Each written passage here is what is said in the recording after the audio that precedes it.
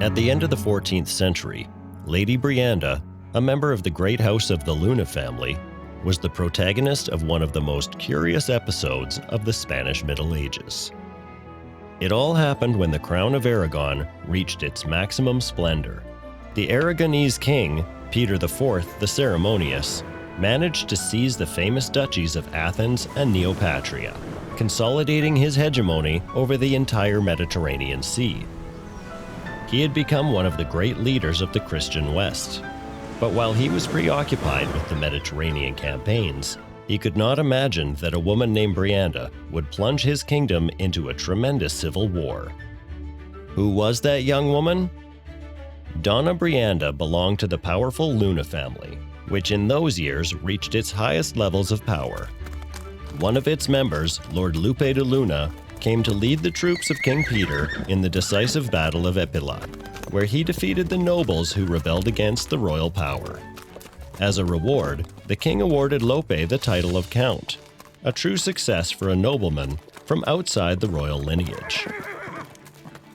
Then, the victorious Count of Luna was able to fulfill the dream of all nobles, to marry into the royal house. And how did he do it? Through the marriage of his daughters. The marriages that were arranged for them could not have been more advantageous. The eldest, Maria, was married at the age of 8 to the infant Martin, son of the king. This was a new political success for the Count. But the Count of Luna had a second daughter shortly after, who was baptized Brianda. The Count would not get to know her, as he died shortly before the birth of the little girl. But the Archbishop of Zaragoza, who also belonged to the Luna family, would immediately give birth to great projects for her. From childhood, Brianda's guardianship fell to this Archbishop Luna, head of the Aragonese Church and faithful collaborator of King Peter. And here is a crucial circumstance. In addition to belonging to the same family as Brianda, this curious archbishop was linked by close family ties to the other great lineage of Aragon, that of the Urrea. The Luna and Urrea families had been dragging out old quarrels for decades, and the archbishop conceived a plan to put an end to this constant rivalry: the marriage alliance between Brianda de Luna and Lope Jimenez de Urrea. Brianda was his ward, Urrea was his nephew. By uniting the two, he merged the two great families of the kingdom and sealed the peace between them. The plan seemed perfect. No one could imagine the consequences. Brianda and Lope married in 1374, but it does not seem that this union pleased the young daughter of the Count of Luna. Contrary to what might seem appropriate for a 14-year-old girl in the middle of the 14th century, 4 years later, Brianda de Luna filed for divorce. In fact, and contrary to what one might think, divorces were not something strange in the Middle Ages, although it is true that they were a matter exclusively for the church. Therefore, Brianda defended that during the time they lived together, she was always a maiden as before she was with Lord Lope. All in all, and taking into account that the head of the Aragonese Church was the Archbishop Luna, that is, the promoter of the marriage, Brianda's initiative was not likely to succeed, and the sentence did not take long to arrive. At the beginning of the following year, the clergy of the Kingdom of Aragon decided that Brianda should return to Urrea, her legitimate husband. But the brave woman would never comply with that sentence. Even before the judicial process was completed, Lady Brianda fled with Lord Louis Cornell, her lover. This is how the third of the great Aragonese houses entered the scene.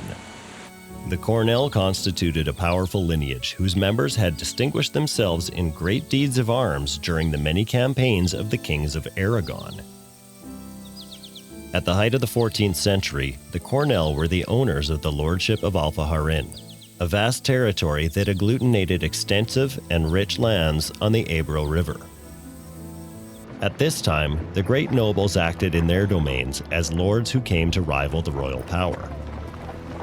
They were the heads of proud lineages with enormous domains in which they exercised absolute power, constituting lineages with particular history and their own symbols. In the case of the Luna and the Cornell, their emblems were talking weapons. The Luna were identified with the crescent moon, and the Cornell with the crow. In this context, the news that Lady Brianda had fled from her husband and the law to join the Lord of Alpha-Harin did not take long to go around the kingdom. Both lovers risked a lot when they decided to marry by words of the present, a formula that was contemplated at the time and that owes its name to the word mutually given by the bride and groom. As if that were not enough, Lady Brianda became pregnant by Lord Louis very soon after. From this moment on, conflict was inevitable. Of course, Lady Brianda was branded a bigamist because her previous marriage had not officially been annulled. And in turn, Lord Louis became the focus of Urea's wrath. For Urea, the situation was a matter of honor. Urea could not assume a stain like the one that Brianda and Louis were inflicting on his image.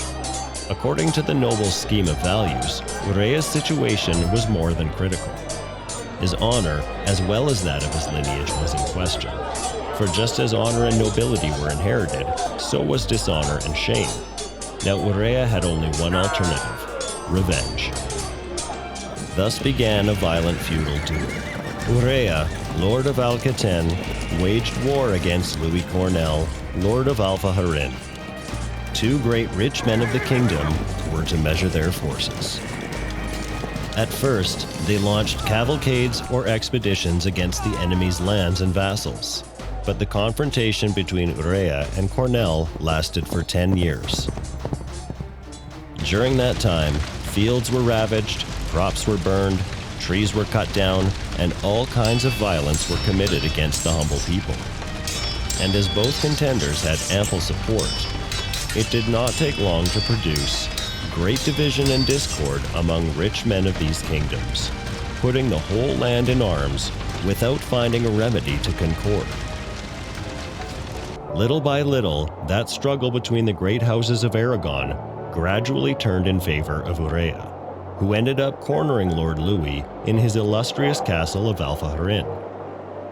In 1381, everything seemed lost for Louis and Brianda. The former had seen his lands burned, and she, for her part, saw her last alternative of divorce frustrated. Such was the level of tension that King Peter IV himself tried to intervene in the case, summoning the representatives of the kingdom.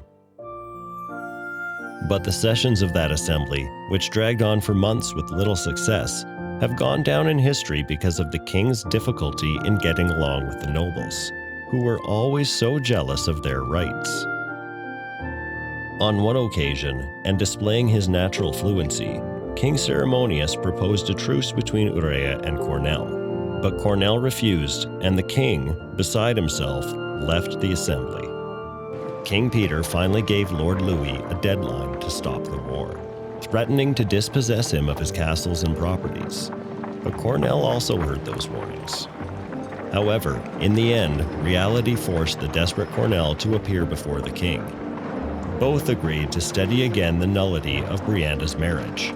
During this time, the lady would be guarded by 2 knights. This process would continue for another 10 years. Finally, in 1391, with the Archbishop Luna and the ceremonious king gone, Lady Brianda finally achieved her desired marriage annulment, thanks to which she was able to join in marriage with Lord Louis Cornell. Curiously, the same year of 1378, in which Brianda de Luna provoked with her flight the division of the kingdom, the future Pope Luna was the protagonist of the division of the Western Church with the beginning of the schism. Don't close that video yet. If you like everything related to medieval times, this is your site. If you found this video interesting and would like to see more videos, subscribe, leave us a like, and write in the comments what other curiosities or events you would like to see on the channel. This will help us grow and continue creating much more content. Now, with nothing more to say, we say goodbye.